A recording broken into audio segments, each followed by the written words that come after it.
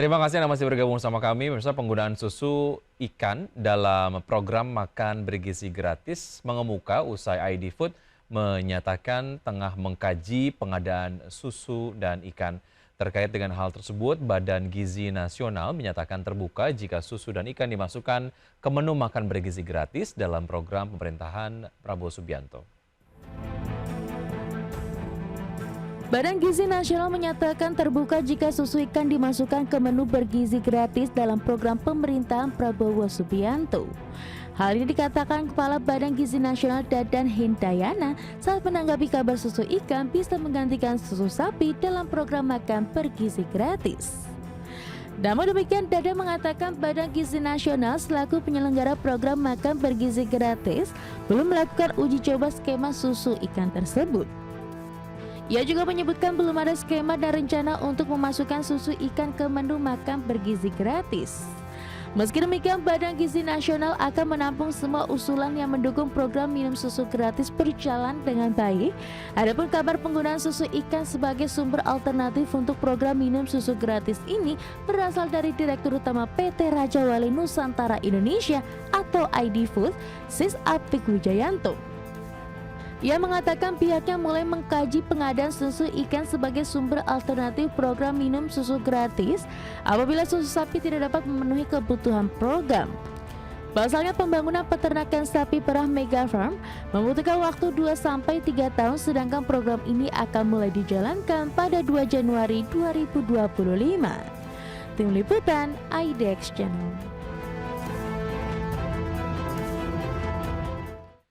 Ya, bisa kabar penggunaan susu ikan sebagai sumber alternatif untuk program makan bergizi gratis ini diungkapkan Direktur Utama PT Raja Wali Nusantara Indonesia atau ID Food Sis Apik Wijayanto. Dan Dirut ID Food mengatakan pihaknya mulai mengkaji pengadaan susu ikan sebagai sumber alternatif program minum susu gratis apabila susu sapi tidak dapat memenuhi kebutuhan program. Sebab pembangunan peternakan sapi perah Mega Farm membutuhkan waktu 2 hingga 3 tahun. Sedangkan program makan bergizi gratis akan dimulai dijalankan pada 2 Januari 2025 yang menargetkan minimal 15 juta penerima.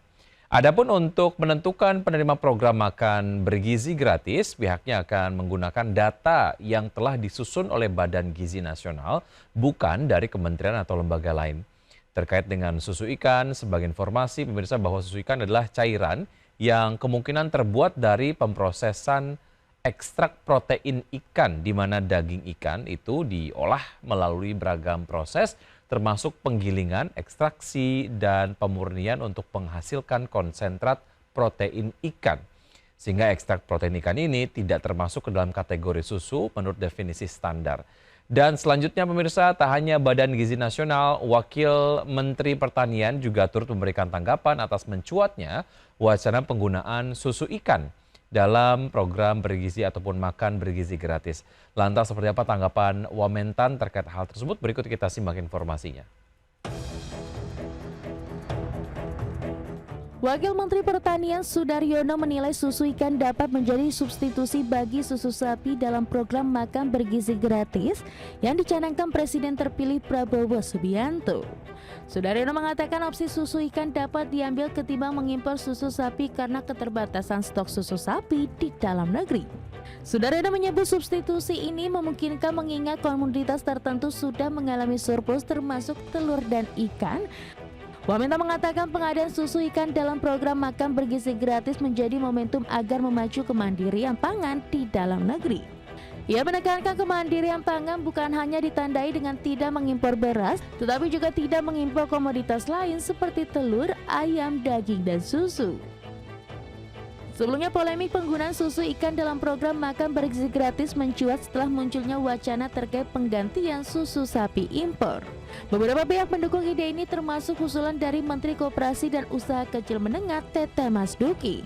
Namun klarifikasi dari pihak istana dan pandangan ahli gizi menimbulkan pertanyaan baru mengenai apakah susu ikan benar-benar dapat menggantikan peran susu sapi dalam program makan bergizi gratis.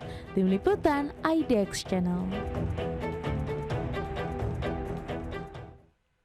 Ya, selain Wamentan, Kementerian Kelautan dan Perikanan juga mendukung usulan susu ikan masuk dalam program makan bergizi gratis yang akan dijalankan oleh pemerintahan Prabowo Subianto mulai tahun 2025 mendatang. Dan Kementerian Kelautan dan Perikanan menyebut saat ini sudah ada beberapa produsen susu ikan di Indonesia.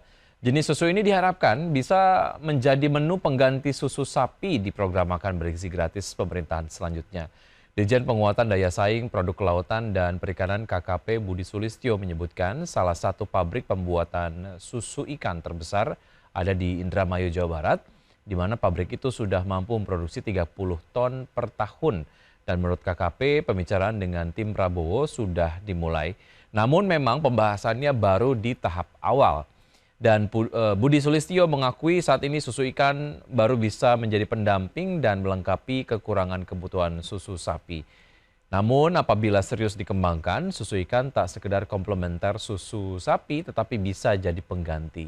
Ia berharap susu ikan yang tengah dikembangkan bisa menggantikan posisi susu sapi di masa depan. Sebab kandungan gizinya diklaim lebih tinggi daripada susu sapi. Selanjutnya pemirsa masih seputar wacana susu ikan di mana tim komunikasi Presiden menyebut penggunaan susu ikan dinilai sebagai alternatif pengayaan nutrisi dalam program makan bergizi gratis. Dan untuk mengetahui lebih jelas mengenai hal tersebut, berikut kita simak informasi selengkapnya. Kepala Presidential Communication Officer Hasan Nasbi mengatakan, susu ikan bisa menjadi alternatif pengayaan nutrisi dalam program makan bergizi gratis di pemerintahan Prabowo Subianto. Hal ini disampaikan Hasan Nasbi merespon isu susu ikan bisa menggantikan susu sapi dalam program makan bergizi gratis. Hasan mengatakan ide susu ikan menggantikan susu sapi dalam program makan bergizi gratis bukan dari pihak Presiden dan Wakil Presiden terpilih Prabowo Gibran, namun ia memastikan Badan Gizi Nasional terbuka dengan berbagai ide dari pihak lain. Hasan menegaskan sejauh ini belum ada skenario menambahkan susu ikan dalam menu program makan bergizi gratis. Informasi itu ia dapatkan dari Kepala Badan Gizi Nasional Dadan Hindayana, yang juga memastikan akan menampung semua usulan yang mendukung program tersebut.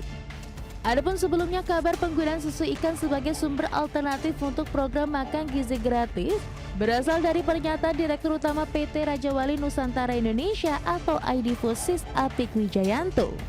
Ia mengatakan pihaknya mulai mengkaji pengadaan susu ikan sebagai sumber alternatif program minum susu gratis apabila susu sapi tidak dapat memenuhi kebutuhan program. Tim Liputan, IDX Channel.